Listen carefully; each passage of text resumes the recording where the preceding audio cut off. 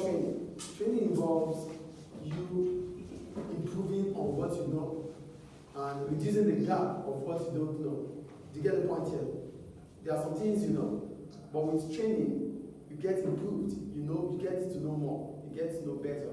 That is the essence of training. So look at what I got here. What is training? It involves increasing the knowledge and skills of employees to become more efficient. So with training, you improve your skills, you improve your knowledge, and as soon as that is done, the next thing is effectively working. That means you can become effective. You can be useful to yourself and be useful to your working environment. I think it's clear. So training is important as it enables the employees to improve on their abilities and make them work effectively. That is what we just said now. So with training, you work better. Clear, right? Yeah. We have three types of training. We have induction, we have off the job, and on the job. So we start with induction. What is induction? When you newly get a job as a new employee, the kind of training you go through is what we call induction. Do you get induction here? A training that you receive because you are newly employed. Is it clear, please? Is it clear? A training that you receive because you are just starting the job. You are just newly employed. So when you're employed, you have training. That is what we call induction. So what are the kind of induction training you could get as a newly recruit? Number one, complete tour of the workplace. It might take you around the working environment to make you get used to the working environment. Two, health and safety training, how you have to take care of yourself regarding the kind of job you are doing. Company policies, maybe your dress code, what time to come to work, time to leave to work, what are the do's and the don'ts of the organization. Company history, aims and objectives. They take you through the history line of the company, when it started, how it's going, what the aims and objectives of the business is. You get to know. Introduction to the job and the colleagues. You get to know your colleagues, people that you're going to work around with, and the kind of job you're going to do. Is it clear? Then we go to, introduction to the senior staff. Then you get to know your supervisors, those that you're going to report to. Clear? The health thing. Health and safety. Health, how you take care of yourself so that you don't put your life at risk. So the danger that is involved in the kind of job you do, they put you through them so that you take care of it. Okay. Is it clear now? Then we go to on-the-job training. When we talk about on-the-job training, on the job, it means you are being trained within the premises of the organization. You are at work and you are receiving the training. That is on the job. Do you get on the job here? Training that involves you understanding more while you are at workplace. So this is the kind of training that takes place while doing the job. It could be through the following ways. One, watching another worker. This involves newly recruits shadowing the actions of an experienced worker. So they might tell you to watch over him, watch what he's doing. That is on the job. Oh, he's an experienced person. Watch Jasim. Shadow what he does, so you can get to know it. That is on the job. Two, mentoring. For mentoring, I am going to place you with Jasim for a period of time so that you can learn from him. Do you understand mentoring? Great. The third one, job rotation. For job rotation here, you're going to be going through different departments of the organization. You go through different departments of the organization. So you might spend time in the finance department. After a while, you go to the logistics department. After a while, you go to the general service department. After a while, you go to the marketing department. That's what we call job rotation. And why is that? To get experience about them before they can put you in one office. So you know about all. So you know about all Of them, the departments and what they do. Then what are the advantages of on-the-job training? Number one, output is being produced. While you are at the job, you continue to produce too. That is an advantage for the company. It means you are not wasting time. Do you get the point? While at the job, you are still producing. Two, it is relevant because training involves the actual job. It is relevant. Your training is relevant because you are being trained on what you will do.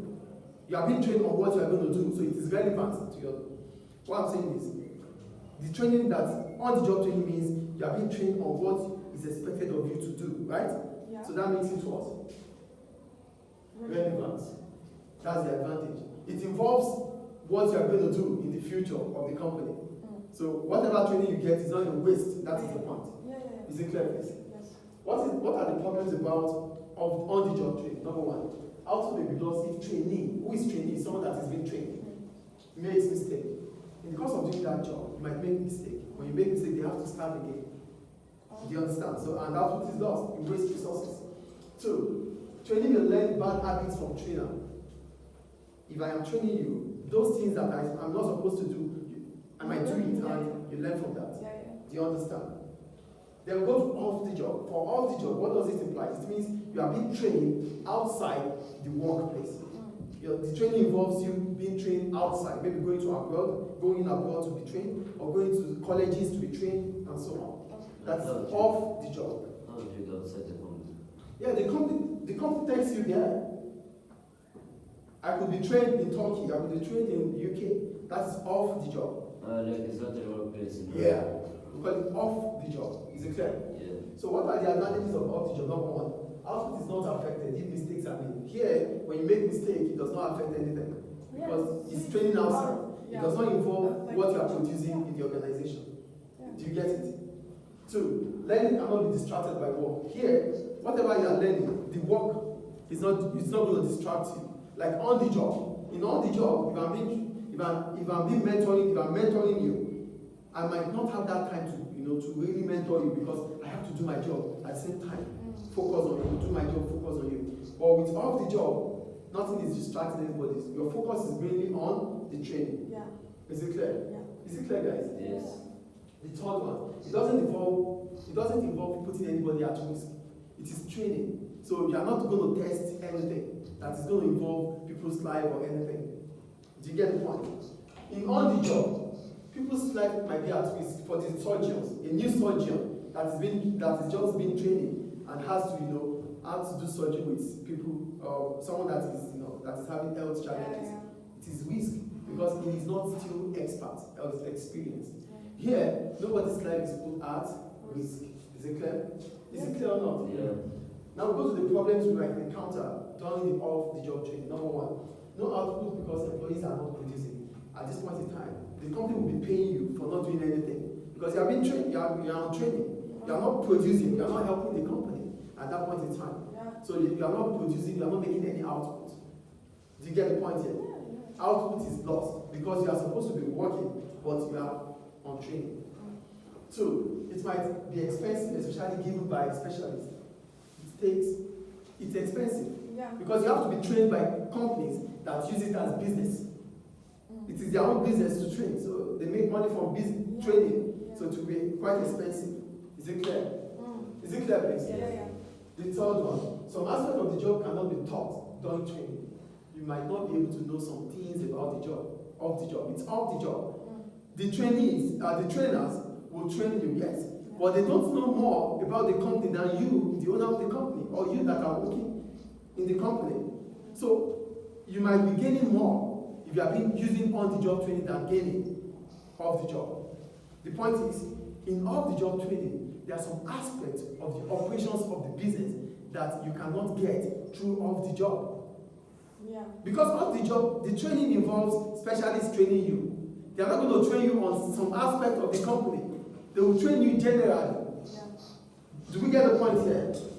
Do we get it or not? Yes. To do on the job. Quite.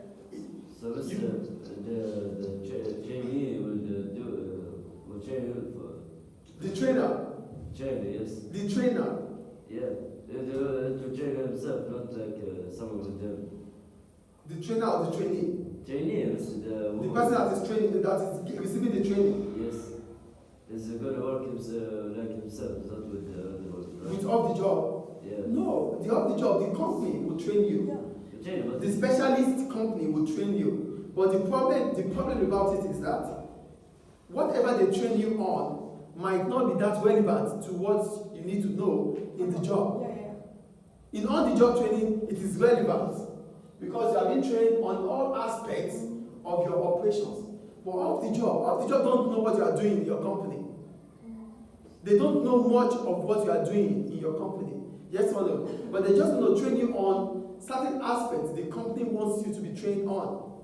So you will still be missing some parts of the operations of the company. get it or not? Yes, we get it. But so on the job is better than off the job because you know the. Both of them are best. It depends on your aspect and it depends on your target. It depends on your objective.